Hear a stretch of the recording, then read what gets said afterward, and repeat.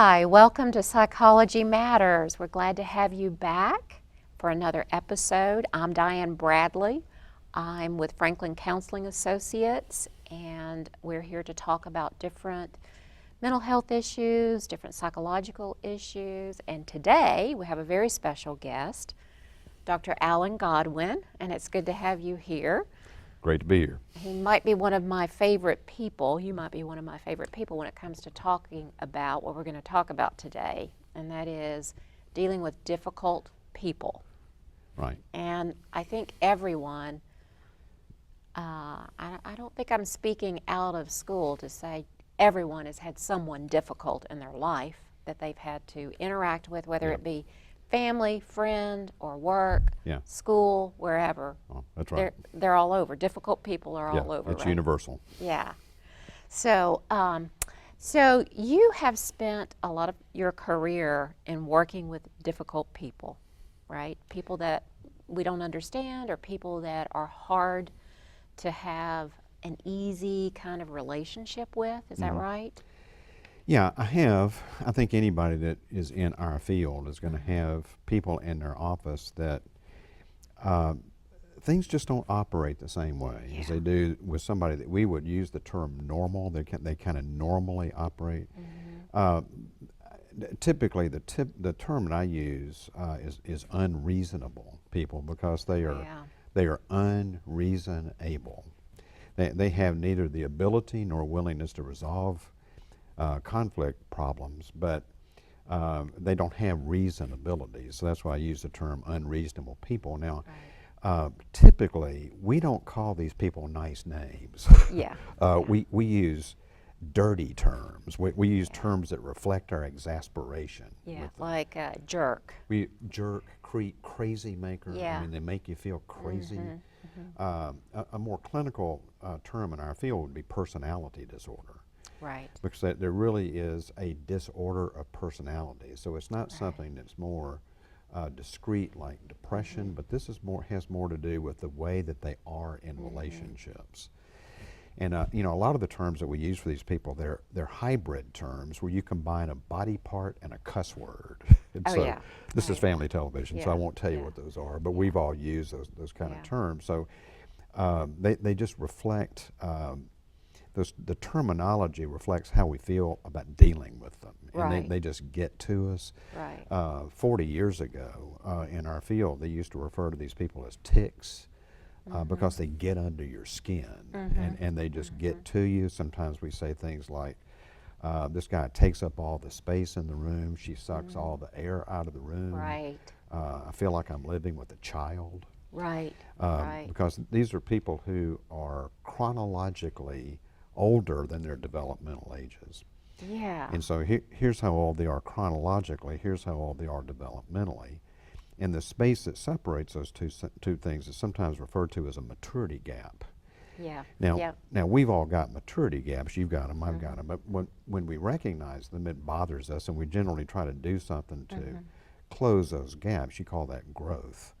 Well, these are people who have gaps in their development that are deep and pervasive, and are often unrecognized by them. And the language that people use to describe what it's like to deal with them is, I feel like I'm dealing with a child. So, I've known a few. I'm sure you have known a few. Would you like to name some names? I won't do that. I won't do that. So let me ask you this. I'm sure there's a lot of different schools of thought, or there are different schools of thought on what sets someone up for this. Is some of this in response to childhood environment and family? Is some of it organic? You know, can you help us understand where this comes from? Well, the historic thought has been that these are people that had deficient upbringings. Maybe there was something that needed to be done for them in their growth and development that was just left out of the mix. And in some ways it warped them, it kind of stunted them. So they've grown up as adults now missing some abilities, because those abilities didn't get put in along the way. And to be sure, that is descriptive of what happens to a lot of these people. But Actually, more and more of the research is showing that there's a significant chunk of these people that it's just baked into the cake. It's Wow. biological. Yeah. Now that doesn't mean that they're destined to always be that way. Under the right circumstances, they can start to grow some of the deficient parts too. But it's actually more biological than we used to think. Wow. I heard someone say once, Greg Luster, Yeah. I heard him say once, it's kind of like taking your car to the mechanic or having it towed there and it doesn't work. Yeah. And you ask, what time can I pick it up? The mechanic says, open the hood, let me look, and then Yeah. comes back up and says, where's the engine block? There's no engine. Yeah. I can't work on this if it's not there. Yeah. So do you find that that's the case with some of the folks that you work with, that you're actually creating what didn't get developed, helping them to create that? Yeah. This is we could spend hours talking about this because it's really a quite complex topic. The way I like to explain it is that there's something wrong with all of us. Yeah. We're all flawed. We all have our quirks and our foibles. Right. And where those weaknesses tend to show up most readily is in close relationships. Yeah. I tell people sometimes, if you want to find out where you're flawed, get married. Yeah. 'Cause that's where you're going to find out about Yeah. those things. And what happens in close relationships is you're going to have to deal with your own personal wrongness. And you need some abilities to be able to handle well your personal wrongness. And this is the way I explain it very simply. I think there's 5, I call them reason muscles. These are abilities that people need in order to make relationships work well. And I can say them real quickly. Humility is one. Now, if you're a normally wired person, your stance is, I could be wrong, you could be right, let's talk. Yeah. But somebody in this category that we're talking about, their stance is, I'm right, you're wrong, end of discussion. Yeah. So it's like they're missing that humility muscle. It's just not there to be used. Right. Another one is awareness. A normal person can say, I can see where I'm wrong. I can see my good parts, but I can see my bad parts too. People in this category, it's like they've got a truncated view of themselves. It's like they see the good parts, but they just don't see the bad parts. And it's like their ability to see their negatives is missing. Now, other people are aware of their negatives, Right. but oftentimes they just don't see them. And so a lot of times we'll say, this guy is just clueless, or he's just oblivious, because he just seems to be missing the things that everybody else sees so readily. The third one is responsibility, and what that means is, it bothers me when I'm wrong. That if I'm a normally wired person, that's what that means. It bothers me when I'm wrong. Somebody in this personality disordered category, their stance would be, if I'm wrong, so what? Or see what you made me do. Yeah, they the would put the responsibility onto somebody else. Right. Right. One of the things that's supposed to happen to us normally is that when we become aware of a personal flaw, it causes us to cringe. I mean, you see it and you go, ugh. Yeah. And it's that cringe reaction that provides you with some intrinsic motivation to try to change that quality. Right. Now, somebody in this personality disordered category, if they see the flaw, they don't cringe, they shrug. And the way they voice it might be, oh, well, that's just me. Or, hey, I'm not perfect, okay. So there's no willingness to claim responsibility for their own personal flaws. The fourth one is empathy. Now, if I'm a normally wired person, what I'll do is I'll say, it bothers me if something about me has an adverse effect on you. Right. And that becomes part of my change motivation. I don't want to hurt you. Yeah. Now, somebody in this personality disordered category, their stance would be, it bothers me when you hurt me. So it's all self-focused. That's a big one too in this group, that's isn't a it? huge one. Yeah, and you see, if you're ever around somebody who is empathy deficient, that shows up really quickly Yeah. because they're not particularly all that concerned about the impact of them on you. They're concerned about how you might affect them. So that's why we use phrases like "it's all about her" or "the Yeah. world revolves around him." Yeah. And then the last one is, if I'm a normal person, what I call this reliability. And what this means is, when I'm wrong, I'll change. But the personality disordered person's stance is, I'll not change because I'm not wrong. Oh, yeah. So Oh, yeah. change presupposes awareness, but they're Right. not aware. So they don't see that there's anything wrong about them that needs to be changed. Right, right. And so all of these are what I call reason muscles. And so the reason I call them unreasonable, because they are unreasonable. They've got atrophied reason muscles. So they just don't have, you're talking about lifting the hood and lifting the hood and the engine's not there. These are the things that are just missing Right. out of these people. Right. Yeah.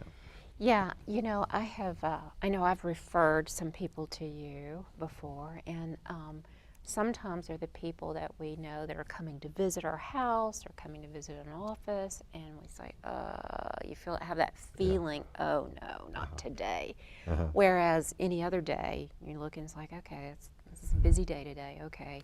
Yeah. This person's coming to visit or whatever, but when you see that, it's like, oh, here's that. That is oftentimes the case, that your gut reads Feel it, yeah. And there's a visceral reaction that you have to being around this person, and sometimes if you pick up your phone and that person's calling and you see the caller ID, you might go, oh, Yeah, I think I might just let it go to voicemail. yeah, yeah. Sometimes we'll use the phrase, this person gives me the heebie-jeebies. Yeah, yeah. And now what does that mean? I mean, look that phrase up. You're not going to find that in the dictionary. Right. And a lot of times the way you feel viscerally around this person is you can't come up with a good English term to describe that. That's so right, We yeah. come up with nonsense terms like heebie-jeebies, or you might say this person gives me the willies. I was talking about this subject a while back in South Louisiana, and somebody raised their hand. They said, have you ever heard the phrase, "he makes my teeth itch"? And I thought, I've not heard that one. No, I've not heard that one, but it's one of those attempts Yeah. to try to capture a way to articulate something that's real. You just can't figure out how to say it. Sometimes you can feel it before it openly displays itself. So, and I'm thinking of all the different types of people or the different types of personalities that would fit in this category of difficult people that we're talking about. And one of the big ones, I think, is the person that we say is narcissistic. And sometimes we use that term a little loosely, I think, Yeah. in general, just general language. But there really is a category of narcissistic personality disorder. Right. Can you give us a description of what that is? Sure. Yeah, it's one of those terms that it's so much worked its way into our vernacular and how we talk about these people that I think sometimes the term is used imprecisely. Right. And it is a precise term, but I think sometimes people use it as a reference to the larger category of Right. personality disorders. And sometimes that fits and sometimes it doesn't. Each one of the personality disorders, if you're familiar with how we think about that in our field, each one of them has its distinguishing feature. And the distinguishing feature of narcissism is image. It's all about image management.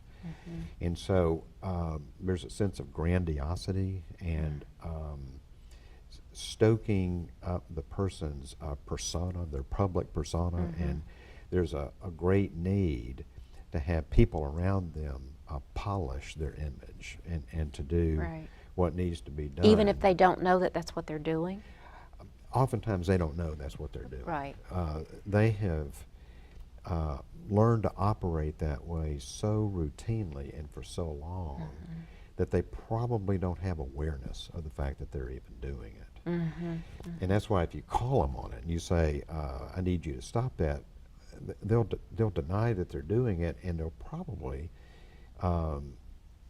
be telling you the truth when they say that, because they've long since lost any awareness of the fact that they're doing it. Right, right. Yeah. So, I heard years ago, I was watching a documentary on the Kennedy men, and I'm kind of a history nerd. I really get into that stuff.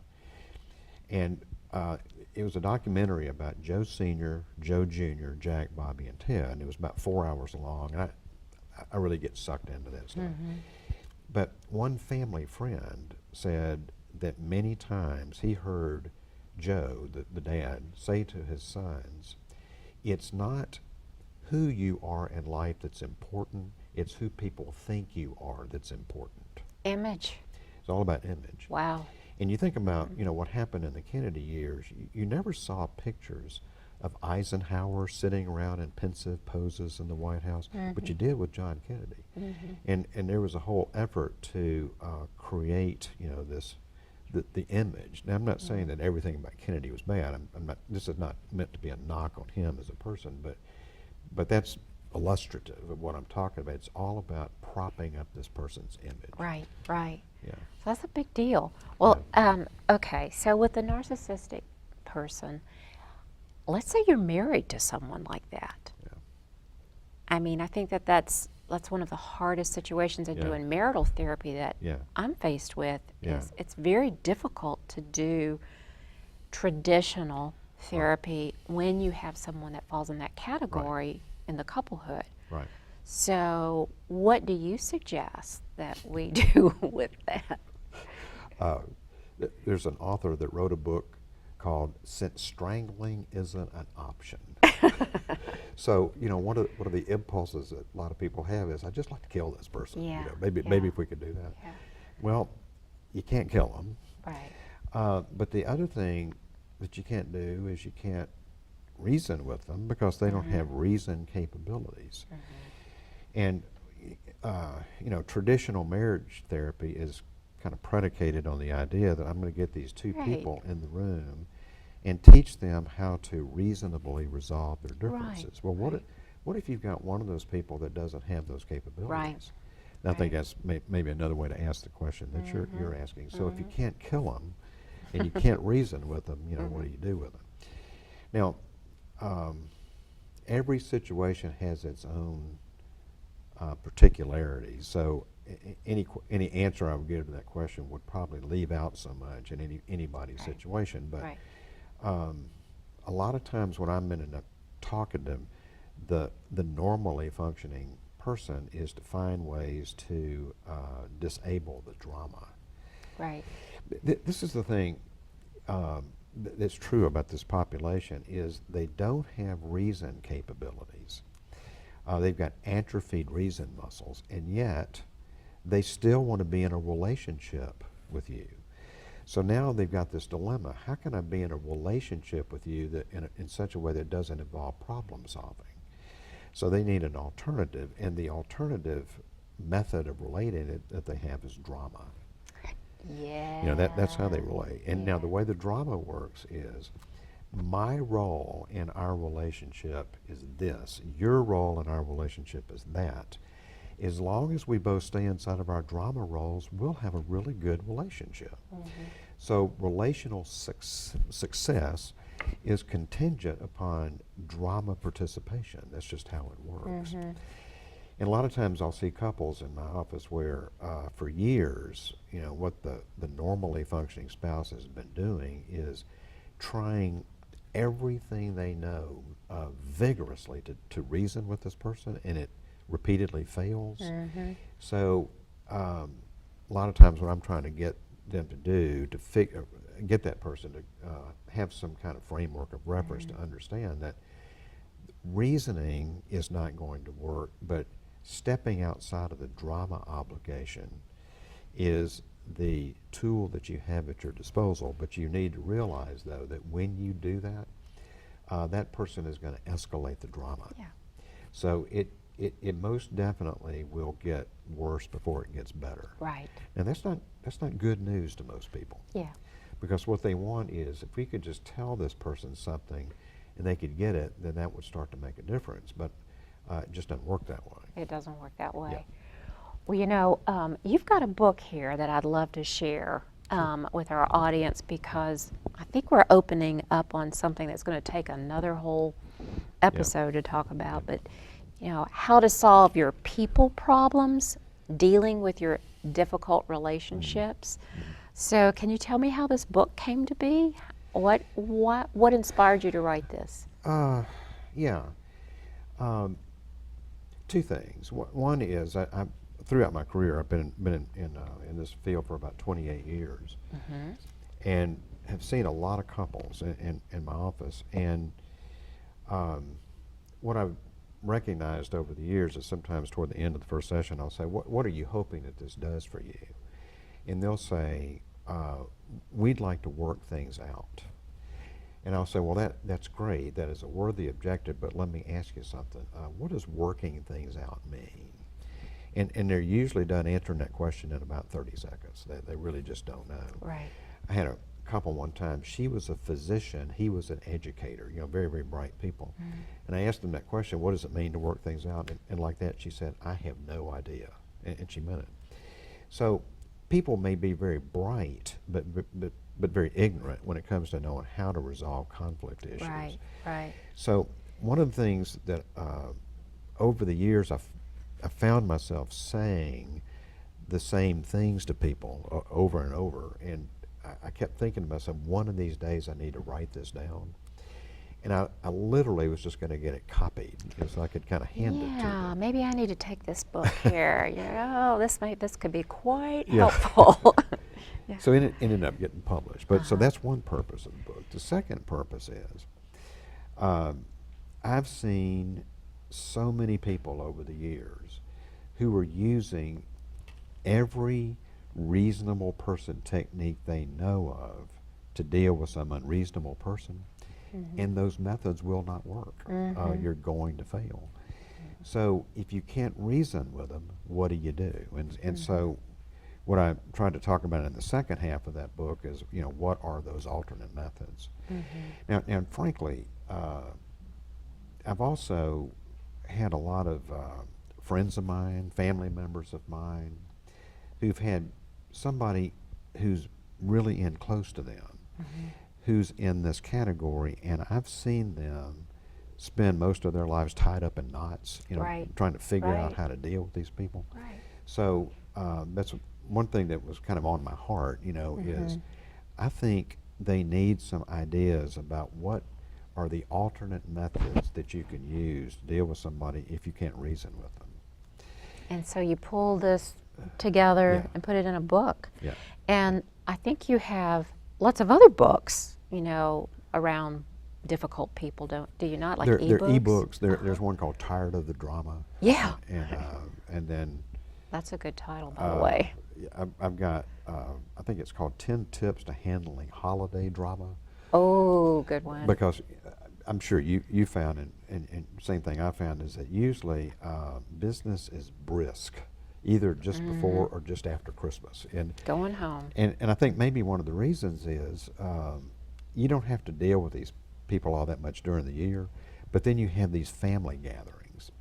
And if you've got some really disordered people in those family gatherings, that's when they drive you crazy. Oh, yeah. And so what I try to talk about there is same thing. What do you do if you can't deal with them reasonably? What are some methods that you can use in those gatherings to kind of minimize the distress that you're going to feel? Yeah, so they don't lose you. Yeah. Okay, so these are really great resources. So you have a website. Do you mind sharing the website so that our folks can find your books? It's peopleproblems.org. Oh, that's an easy one to remember. Yeah. So all the books that I've referenced you'll see there, and then I've just gotten a video that I've done. It's a 3-part course for couples called Working It Out. And I think the subtitle is A Marital Alternative to Bailing Out or Sticking It Out. Because a lot of people say, they feel like our only options are to either bail out of this thing or just kind of stick it out. Yeah. So what I tried to say is, well, if you don't want to do either one of those, how do you work it out? What does that mean? What does that look like? Yeah. You know what, Alan? We have questions from viewers, right. and we're out of time already. We're running out of time. So would you consider coming back Sure. for our Be glad next to. show so that we can really get into this deeper Yeah. and maybe talk about some other things like dependent personality Happy disorders? to. It's so good to have you here, and I always learn something when I'm with you, and I mean that Good. genuinely. So thank you very Well, much. my pleasure. And I'll see you next time. All right. So for our viewing audience, isn't this interesting? How many of us have difficult people in our lives?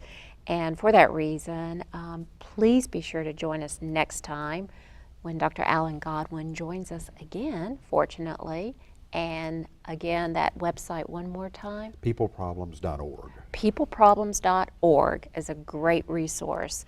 And be sure to look us up on Facebook, Psychology Matters TV, and like us and watch for upcoming episodes.